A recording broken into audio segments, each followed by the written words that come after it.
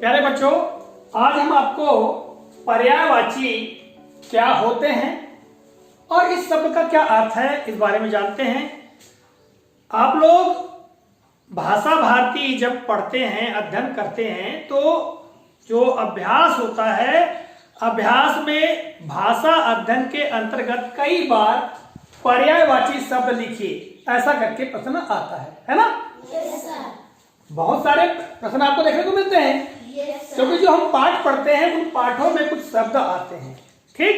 Yes और sir. उन शब्दों जैसे अन्य शब्द भी होते हैं तो उनके बारे में पूछा जाता है कि दिए गए शब्दों के पर्यायवाची शब्द लिखिए, ठीक है? Yes sir. तो हम पर्यायवाची शब्द आसानी से लिख सके इसके लिए जानना आवश्यक है पर्यायवाची शब्द का अर्थ। ये जो शब्द है ये दो शब्दों से मिलकर बना है, पर्याय और वाची, ठीक है? Yes sir. अब हम इन दोनों का अर्थ जाने तो हमको पर्यायवाची शब्द का अर्थ अच्छी तरह से समझ में आ जाएगा। हम बात करते हैं पर्याय की, तो पर्याय का मतलब होता है या आशय होता है अर्थ देना, अर्थ देना या अर्थ बताना, ये इसका आशय होता है। यानी पर्याय का मतलब समान अर्थ देना, ठीक? और वाची जो शब्द है, ये वाची शब्द वाचक से बना है।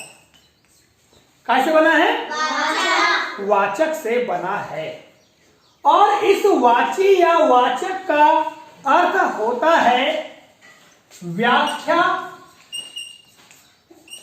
करना। क्या होता है? व्याख्या करना, वर्णन करना या जानकारी देना, ये इसका आशय हुआ। अब पर्यायवाची इन दोनों शब्दों का अगर हम एक साथ देखें मिला करके अर्थ तो क्या हो जाएगा? ऐसे शब्द जो दिए गए शब्द के समान ही अर्थ देते हो। क्या आशय हुआ कि ऐसे शब्दों को हम पर्यायवाची कहते हैं जो दिए गए शब्द के समान ही अर्थ देते हैं। अब हम एक उदाहरण लेते हैं। उदाहरण है पथ। आपकी अभ्यास पुस्तिका अर्थात आपकी जो भाषा भारती पाठ पुस्तक है उसमें कहीं ना कहीं पथ के बारे में दिया गया है।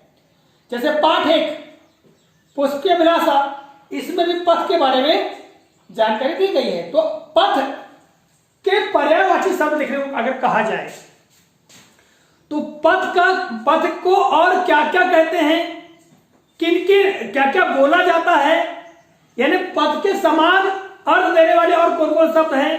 तो पथ को हम क्या बोलते हैं? रास्ता। क्या बोलते हैं? रास्ता। रास्ता। और पथ को और क्या बोलते हैं? मार्ग। क्या बोलते हैं? मार्ग बोलते हैं। पथ को और क्या बोलते हैं? राह बोलते हैं। बोलते हैं राह? Yes sir.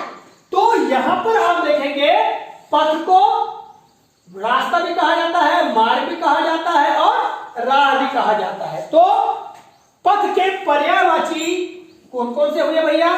पथ के पर्यायवाची हुए रास्ता, ठीक है, यस सर, मार्ग और राह, ये इसके पर्यायवाची हुए, ठीक है। Yes sir. तो जब भी आपको किसी शब्द के पर्यायवाची पूछे जाएं तो आशय ये होता है कि उस शब्द का अर्थ बताने वाले दो या दो से अधिक शब्दों के बारे में हम लिखें, ठीक है। Yes sir. अब वही आता है एक समानार्थी शब्द। क्या आता है? समानार्थी। समानार्थी का मतलब होता है समान अर्थ देने वाले। यानी उसका क्या आशय है बताने वाले। समानार्थी केवल मतलब होता है कि उसका मतलब क्या है, उसका आशय क्या है, केवल एक शब्द में बता दिया जाए, वो कहलाता है समानार्थी। यदि हम पथ का समानार्थी लिखेंगे, पथ यानी लिख देंगे मार्ग, क्या लिख देंगे, मार्ग, हो गया, ये इसका समानार्थी हो गया। किंतु पर्यायवाची मतलब उसी शब्द को और क्या क्या कहा जाता है, किन किन नामों से जाना जाता है, उन सब के बारे में लिखना, ठीक है, वो होते हैं पर्यायवाची। समझ में आ गई बात? Yes sir. किसी शब्द के दो या उससे अधिक व्याख्या करने वाले, उसका अर्थ बताने वाले शब्दों को जब हम लिखते हैं, वो सारे शब्द उसके पर्यायवाची होते हैं, ठीक है। Yes sir. कुमला के पर्यायवाची भी समान अर्थ प्रदान करने वाले ही होते हैं, मायने ही होते हैं, किंतु पर्यायवाची में और क्या क्या कहा जाता है, किन किन नामों से जाना जाता है, इस बात को हम लिखते हैं। बस समझ आ गई बच्चों? Yes sir. बहुत बढ़िया, बोलिए जय हिंद। जय